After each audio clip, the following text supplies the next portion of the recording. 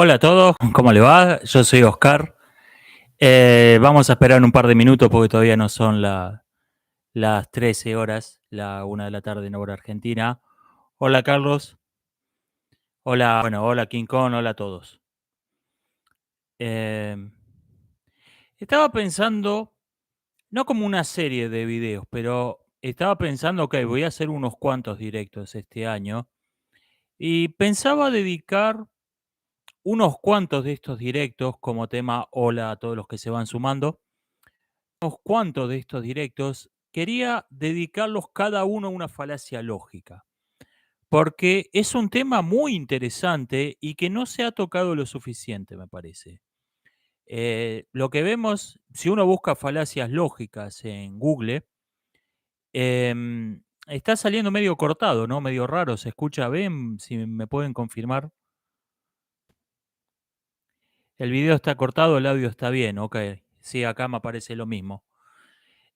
Saludos desde Córdoba, no sé si es paisano o de Córdoba, España. En cualquiera de los dos casos, saludo, sea a donde sea. ¿Qué tal, Néctor? ¿Cómo andás? Em, Cortado, me dicen, ok, el audio va bien, ok. ¿Se escucha bien? Ok, le poco mocha. Ok, el audio va bien. Creo que se van a perder mi bellísima apariencia física, pero mientras el audio esté bien, vamos. Les decía, voy a hacer una serie de videos dedicados de directos. Después nos quedamos conversando, como siempre. Pero la primera parte va a estar dedicada a una falacia lógica. Porque he visto que si uno busca falacias en Google, se encuentra unos resúmenes esquemáticos con una lista de falacias. Em, en falacias de autoridad, falacia ad verecundiam, con letra en negrita. Perdón, en letras afroamericanitas, quise decir. Em, Cuando se invoca la autoridad de quien dijo una proposición como un argumento a favor de la verdad de la misma. Ejemplo, dos puntos, entre comillas en itálica. Lo dijo Pitágoras, por lo tanto es verdad, cierra comillas. Y ahí se pasa otra cosa, falacia ad hominem, falacia del hombre de paja, falacia ningún verdadero escocés. Em, y realmente no sé si qué sentido tiene hacer eso en 2022. Yo creo que subir a subir esa clase de artículos a internet en el 2000, 2005 tenía sentido todavía. Hoy en día buscás en Google, tenés 10.000 resultados con 10.000 listas de las mismas falacias lógicas. No tiene sentido hacer eso en 2022. Lo que creo que tiene sentido, porque no lo he visto, es tomar una falacia. Ok, la falacia de autoridad. Vamos a hablar de la falacia de autoridad. ¿Por qué se confunde la autoridad de la persona con lo que dice una proposición con la verdad de la proposición? ¿Cómo funciona esto? ¿En qué tipo de grupos sociales se producen las falacias de autoridad? ¿Cómo ocurren realmente? Porque escuchar lo dijo Pitágoras, por lo tanto es verdad, es una cosa que únicamente he leído en los manuales de lógica. Esa forma abstracta, dura, no lo he escuchado en mi vida. ¿Cómo ocurren realmente las falacias de autoridad? Cómo la falacia de autoridad se disfraza de pensamiento crítico. O sea, discutir un rato sobre la falacia de autoridad. Y después en el próximo directo hablamos del hombre de paja, del ad hominem, de lo que sea. Pero detenernos un poco más, no hacer un catálogo. Eso creo que tiene más sentido hoy en día que, mm, que hacer un catálogo. Hay miles si uno busca en Google. Eh, lo dijo Wikipedia, por lo tanto es verdad. Claro, es que esta forma así abstracta, em, pone ejemplos de falacia de los guiones de películas. Ese va a ser el tema de un video de este año, falacias de película. O sea, te voy a dar el gusto, Rey Arturo Negro, porque voy a hacer un video entero dedicado a ese asunto. Se escucha excelente, me dicen, gracias. Em, Bueno, ¿qué hora es? 4 minutos, dale, vamos arrancando con el tema de hoy. Em, Comenté a la pasada que entre dos ideologías que discrepan, suele haber diferencias más importantes que aquellas que están en la discusión, porque aquello que está en discusión por lo menos se entienden. Alguien dice, yo quiero subir los impuestos, yo quiero bajar los impuestos. Bueno, es simple, claro, están usando el mismo lenguaje, están dando por sentado algunos postulados de sentido común, como que impuestos es una cantidad de dinero que el Estado obliga a pagar a los habitantes. No necesitan hacerlo explícito, no necesitan explicar qué es un impuesto. Em, pero precisamente porque se entienden en esas discusiones, son realmente las menos importantes.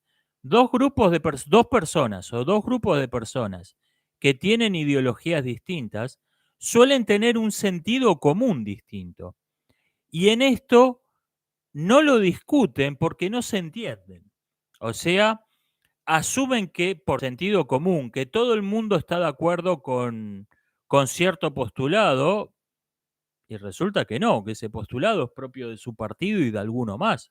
Ese todo el mundo no abarca a todo el mundo.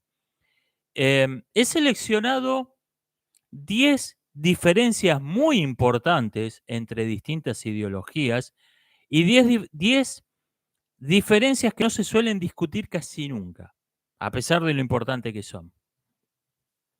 Una es, consideran que el estado natural, que el estado esencial de la humanidad es la guerra o la paz. Esta es esta es una diferencia importantísima. O sea, si no hacemos nada, si no hay relaciones políticas, ¿cuál es el estado natural? ¿Qué es lo que va a ocurrir? Algunos suponen que el estado natural es la paz. Si si no tenés ningún motivo para darte de garrotazo con alguien, ¿por qué te vas a dar de garrotazos? Si no hay una causa de un conflicto, el estado natural es la paz. El problema aparece cuando hay, alguien dice, no sé, dos pastores encuentran una oveja perdida y dicen, esa oveja es de mi rebaño, no, esa oveja es de mi rebaño. Ahí aparece el conflicto. Pero mientras estaba cada pastor con su rebaño por ahí, el estado natural era la paz. Este es un postulado de sentido común. Y está el postulado de sentido común opuesto, que dice que el estado natural es la guerra. El estado, si dos personas no tienen una razón especial para estar en paz, lo que van a hacer es matarse mutuamente. Esto lo encontramos por ejemplo, lo encontramos en la ideología, ¿cómo se llama esto? En la ideología de la interseccionalidad. Encontramos esto de modo totalmente explícito. El, el estado natural de la humanidad es querer exterminar, cada grupo de personas quiere exterminar a todo el resto y lo que se tiene que hacer es establecer alianzas entre gente a la que se odia más, con gente a la que se odia menos para exterminar junto a la gente que se odia más. Este es el postulado básico de la ideología de la interseccionalidad, que el estado natural es la guerra total. Esta misma era la ideología básica del partido del pintor austríaco fracasado, que el estado natural era el conflicto, la paz era algo atípico, y suele ser un postulado tácito del pacifismo. Por eso la mayoría de los pacifistas no me simpatizan, porque si uno los lee con atención, suenan como las antípodas del partido superficialmente, suenan como las antípodas del partido del pintor austríaco fracasado, pero en realidad su supuesto básico es el mismo, que el estado natural es el conflicto. Esa ideología se debería llamar treguismo, porque si uno lo lee con atención, lo que buscan son treguas largas. El conflicto no creen que se pueda eliminar, que no pueda existir una verdadera paz, porque creen que el conflicto es esencial, el conflicto es el estado primario de la humanidad. Esta es una diferencia radical, importantísima y que no se suele discutir. Muy vinculado a esta está el mito del buen salvaje. Bueno, antes de que existiera la civilización, ¿cómo vivían nuestros antepasados? Bueno, y ahí tenemos a tipos como Hobbes, antes de que existiera la arqueología, la antropología moderna, tenemos tipos como Hobbes que dicen que el estado de naturaleza era una guerra de todos contra todos. Y vino Rousseau y dijo que no, el estado de naturaleza era un estado de paz, de armonía, de convivencia pacífica entre los buenos salvajes, y la civilización vino a arruinar todo. La antropología, la arqueología, más bien han tirado para el lado de Hobbes que no para el lado de Rousseau. Pero tenemos como un supuesto tácito, lo tenemos esta idea del buen salvaje, que ahora se ha convertido un poco en el buen mono. Vino con un cierto aire darwinista en el discurso de chiflados de la ecología como Greta Thunberg. El buen salvaje pasó a ser el buen mono o la buena naturaleza. Esta idea de que la naturaleza es buena, la civilización es mala. Son sutiles variaciones del mito del buen salvaje. Tercero, la sociedad o el Estado crean la moral, o la moral es algo que existe de por sí y existía previamente a que existiera cualquier Estado o cualquier sociedad. Em, tenemos gente como, tenemos a Kant, que dice que la moral es la cosa en sí, la moral es en sí, es algo que existe más allá de todo fenómeno. Y tenemos a gente como Durkheim, que dice que la moral es una ley de rango inferior, es una ley que tiene una pena, es una ley que sanciona algo que no se consideró tan importante como para prohibirlo penalmente, entonces es sancionado por la desaprobación social.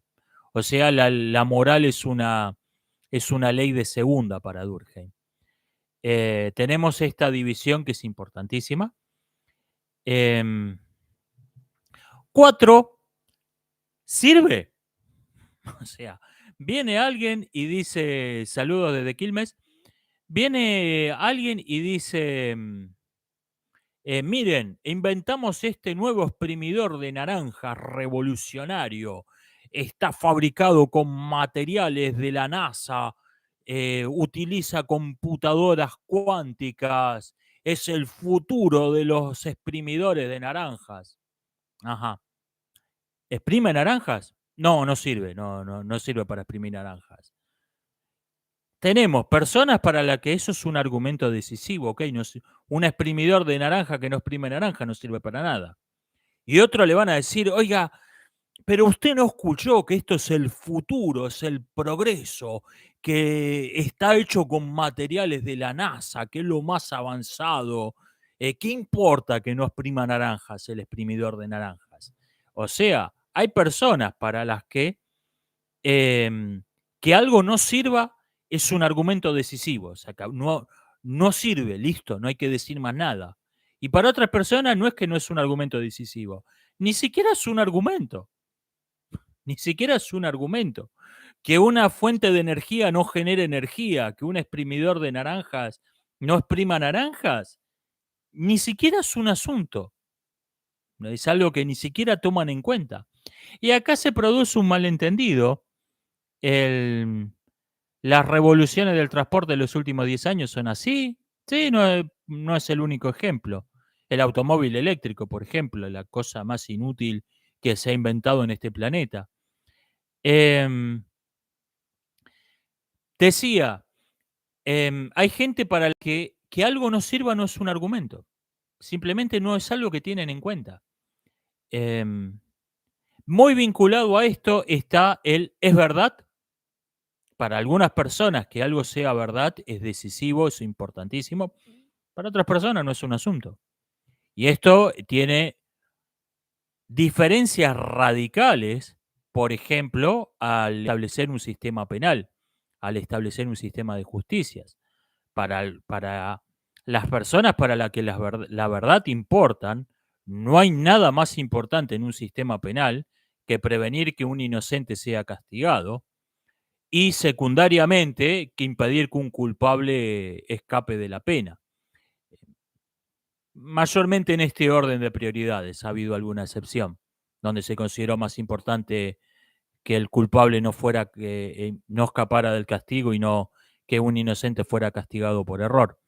Mayormente es en este orden, pero en cualquiera de las dos formas se considera importante que establecer la verdad y que el sistema penal no castigue a un inocente.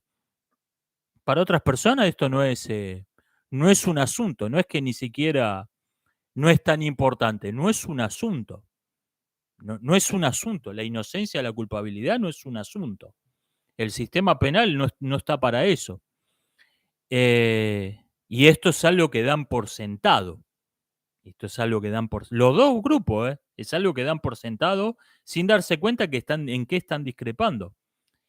Cada uno lo da por sentado. Bueno, estamos todos de acuerdo en que no queremos que un inocente vaya preso. Y el que dice eso le está hablando a gente a la que le importa un bledo que un inocente vaya preso.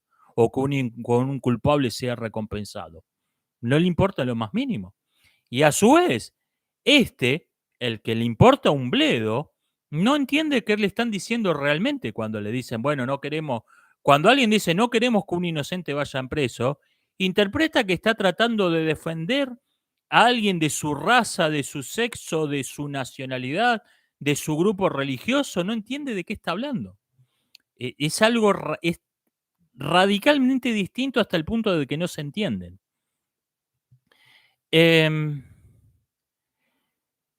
Tenemos 6.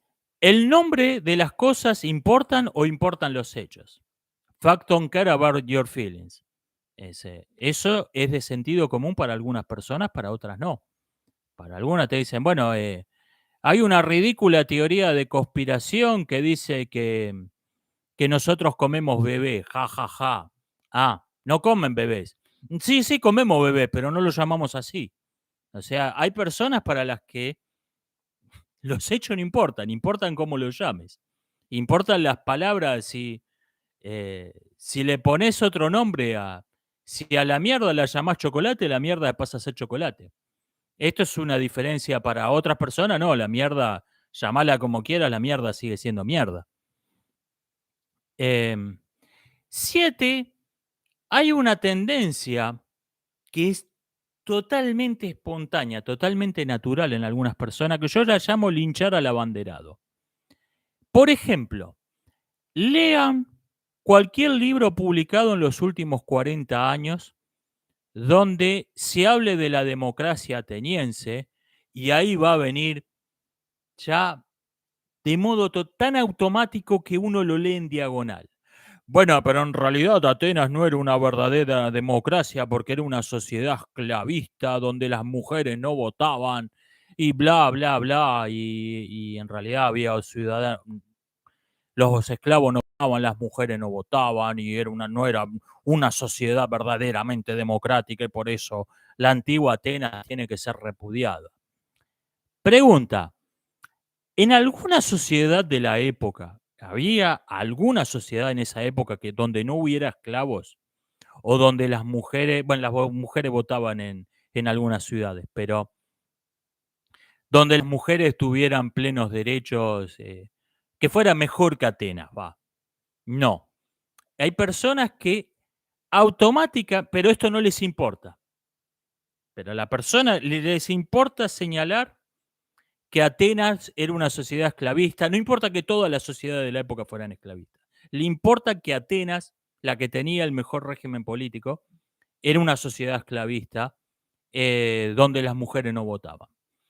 Eso es lo que le interesa resaltar. O sea, hay personas que automáticamente buscan quién es el mejor y lo atacan por no ser perfecto. El resto no importa. Importa atacar al mejor por no ser perfecto. En todo. Culturas, regímenes políticos, talento personal, quién es el que lo está haciendo mejor y vamos a señalar qué malo que es y a lincharlo porque no es perfecto. Todo el resto son todavía peores, pero eso no importa.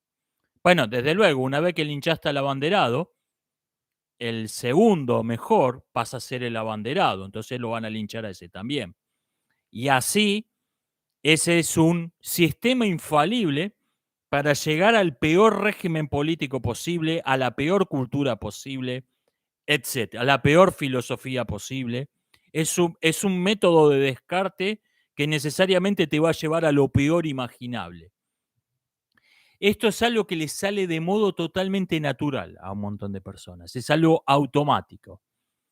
8. Los conversos son tratados como si fuesen una élite o como adeptos de segunda. Este es un converso. Tienen nombres peyorativos para el converso. Este es uno. Este es un aparecido. Tienen algún nombre peyorativo para referirse a los conversos.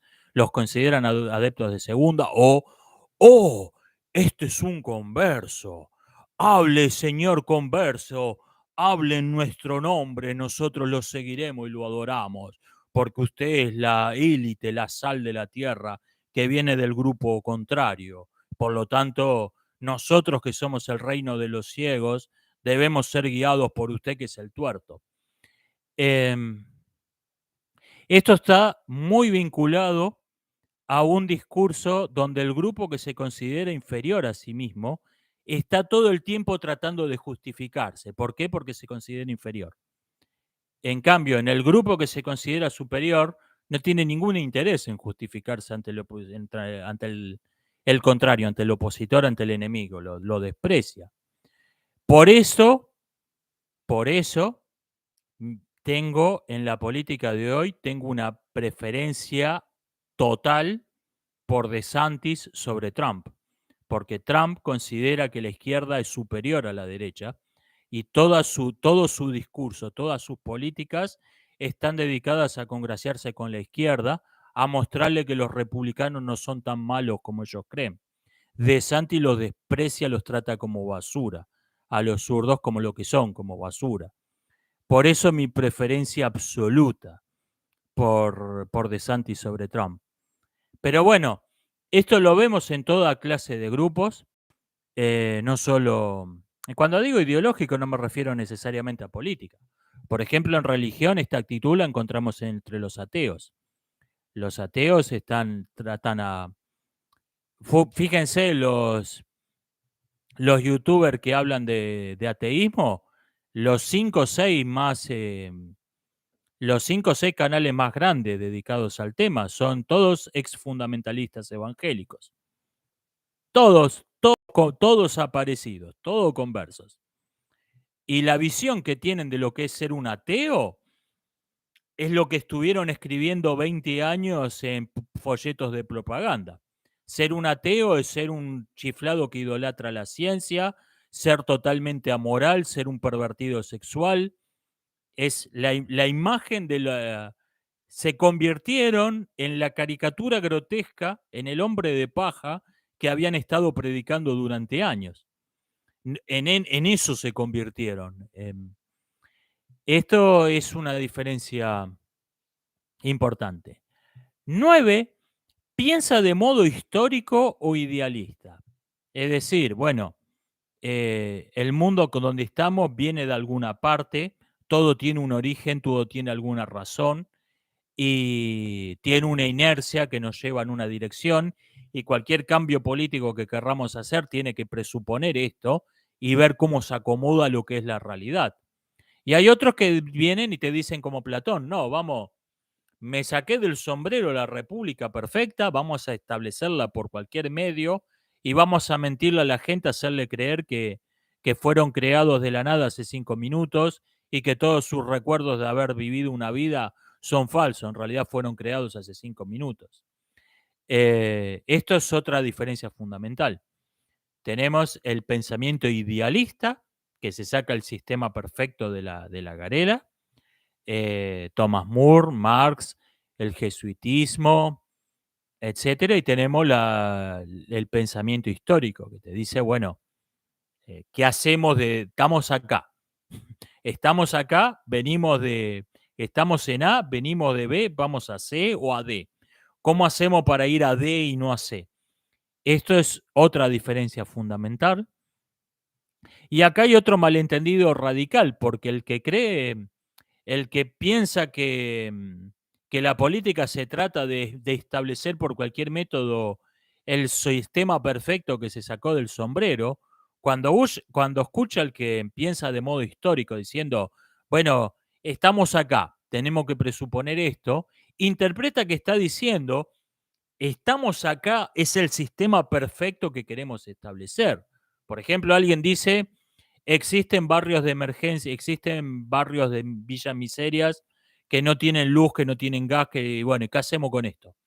Interpreta que está diciendo, en mi sociedad perfecta, tiene que haber villas miseria que no tengan luz, gas. No, está diciendo lo que es, no lo que sueña que sea. Em, Hay un malentendido esencial acá. Y por último, 10, quizá la más importante de todas y quizá la que está de fondo detrás de todas las demás, es ¿ve a los seres humanos como un fin en sí mismo o los ve como un medio?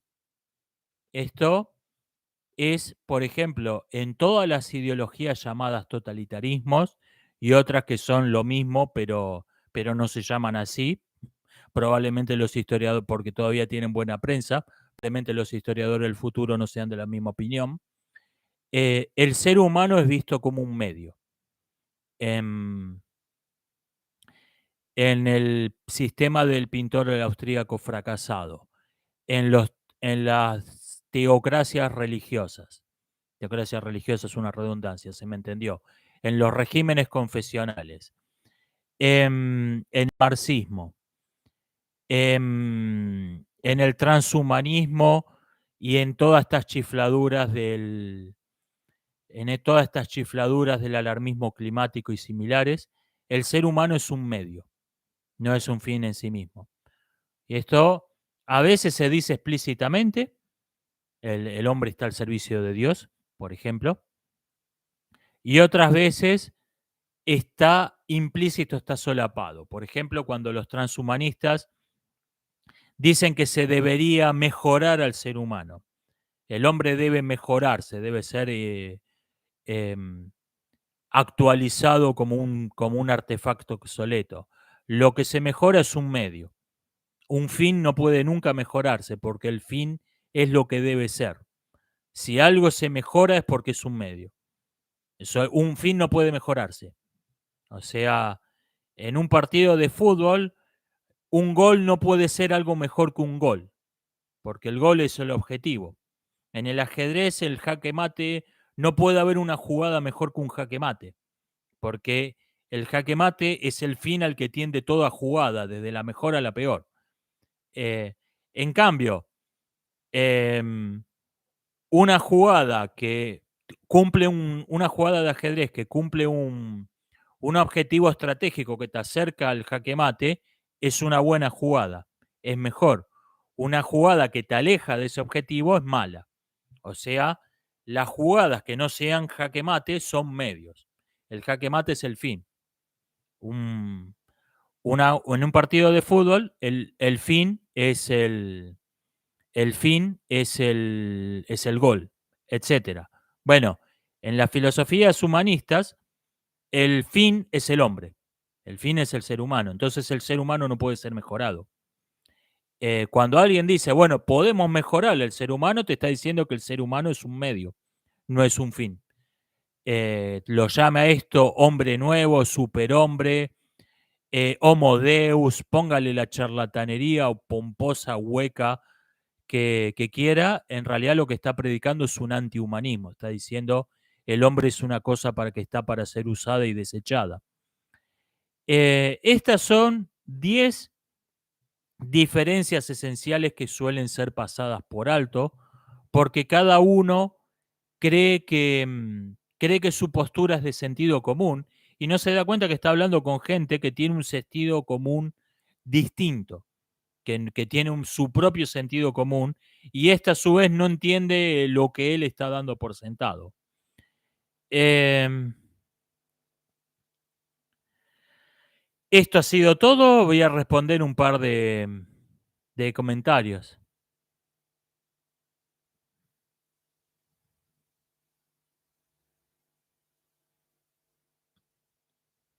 Intentar evitar que la gente nazca con daltonismo o con síndrome de Down por cuestiones de salud no cuenta como mejorar.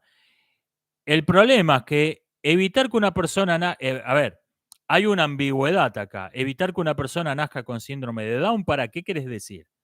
¿Evitar que la persona nazca